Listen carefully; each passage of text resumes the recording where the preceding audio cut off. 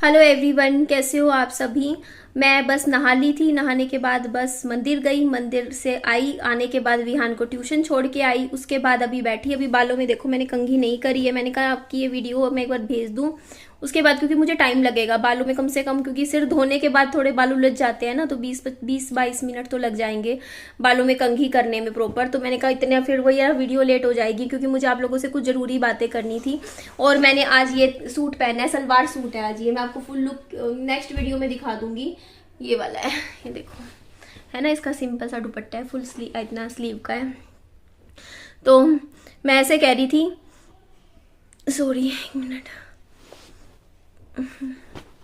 हिचकी सी आ रही थी अभी वेस्ट, मुझे पता नहीं कैसे। तो अभी लाइट चली गई है, तो बस पंखा बंद किया है मैंने। मेरे को आप लोगों से कुछ ज़रूरी बातें करनी है। और फिर मेरे को लगा मैं अभी कुछ ब्लॉग बनाने लगती, फिर मैंने कहा कुछ बातें हैं जो फेस टू फेस आप लोगों के साथ क्लियर करूँ तो ज़्यादा अच्छा है। कुछ चीज़ें हैं। पहली चीज़ तो देखिए, कल आप लोगों की मेरी शाम वाली वीडियो के मैंने कमेंट्स पढ़े, तो आप लोगों ने मुझे बोला कि सिक्योरिटी गार्ड पुलिस वालों को नहीं रोक सकते।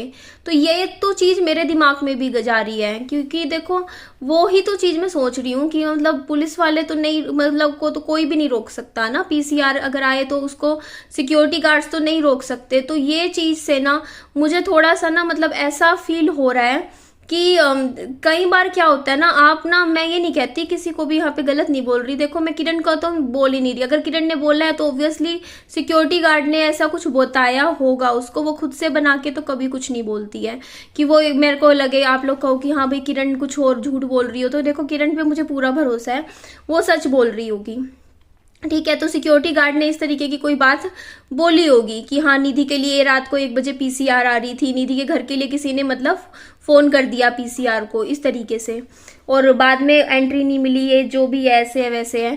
तो ये बात ना मुझे ऐसा लग सकता है कि क्या पता किसी ने मतलब 2-3 चीजें हो सकती हैं, है ना। कि या तो ना हो सकता हो कि जैसे पीसीआर आ रही हो और वो पीसीआर खुद ही ना आई हो, मतलब बात ये सिक्योरिटी गार्ड वालों ने नहीं रोका हो, क्या पता वो खुद ही वापस हो गई हो, कुछ ऐसा भी रीजन हो सकता है। या फिर ऐसा हो सकता है कि देखो मतलब क्या पता बीच में कुछ और ही कुछ बात हो, है ना, मुझे नहीं पता।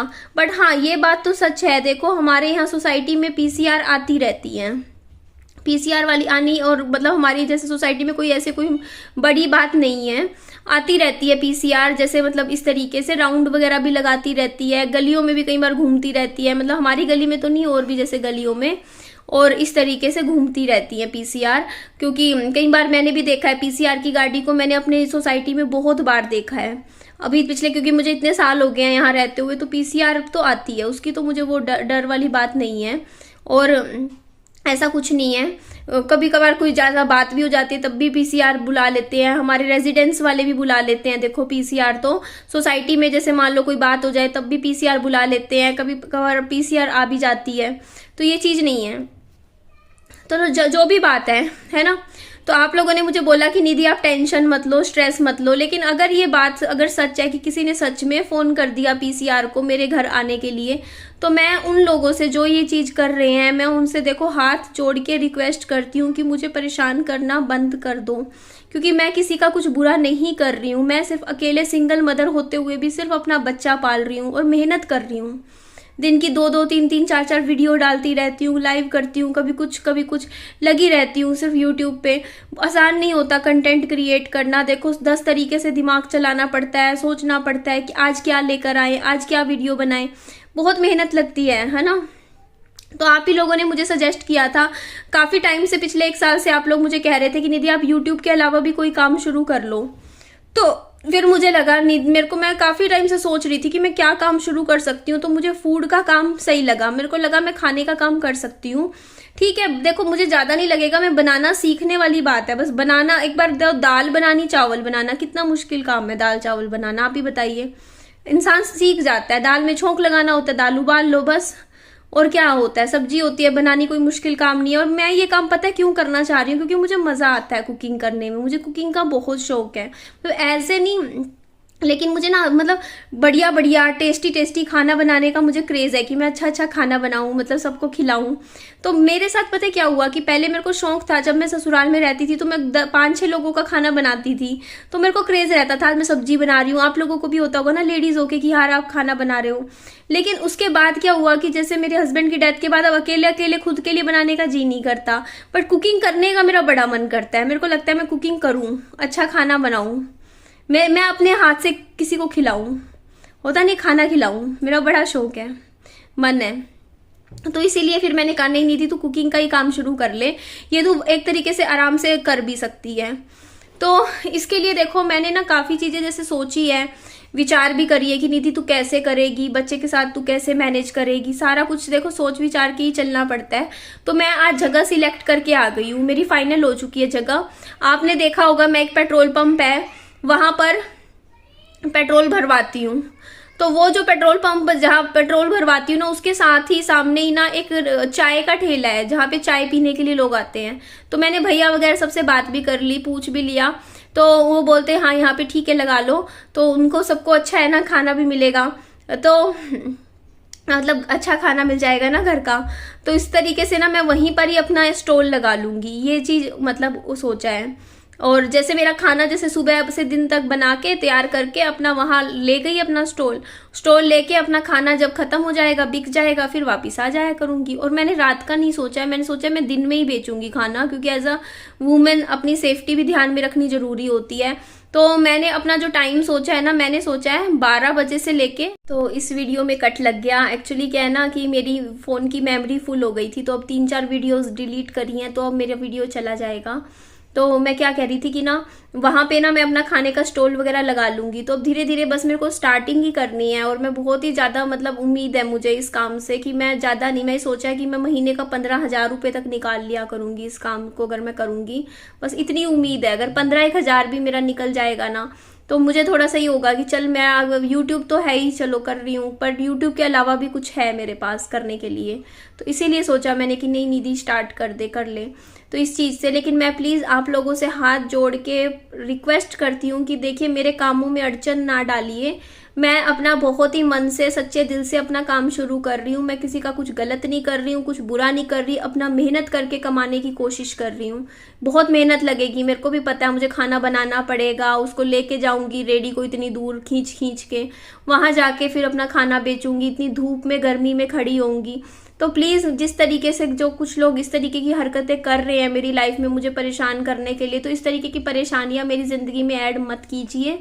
मैं अपना बस सिंपल सादे तरीके से अपनी लाइफ को चलाना चाह रही हूँ और मेहनत करके कमाने की कोशिश कर रही हूँ। मैं बेईमानी नहीं करती हूँ और बहुत ही इन रिस्पेक्ट से और इज्जत से अपने घर में बैठ के अपना काम करती हूँ, चाहे वो यूट्यूब का काम हो, चाहे सोशल मीडिया का काम हो, चाहे ये वीडियोस का है जो भी मैं बनाती हूँ, ब्लॉग्स वगैरह बनाती हूँ, या चाहे अब जो मैं काम कर रही हूँ खाने का। देखो मेहनत करके कमाने में कोई बुराई नहीं है, कोई ऐसा तो नहीं है ना मैं किसी का बेईमानी से पैसा कमा रही हूँ या किसी को धोखा दे रही हूँ। अपनी मेहनत है मेरी, है ना, वही चीज़ है। सीख रही हूँ धीरे धीरे, चलो एक एक्सपीरियंस हो जाएगा मेरे को कैसे स्टॉल का भी, ये सारी चीज़ों का भी लाइफ में नहीं सोचा था, लेकिन वो काम भी मैं कर रही हूँ।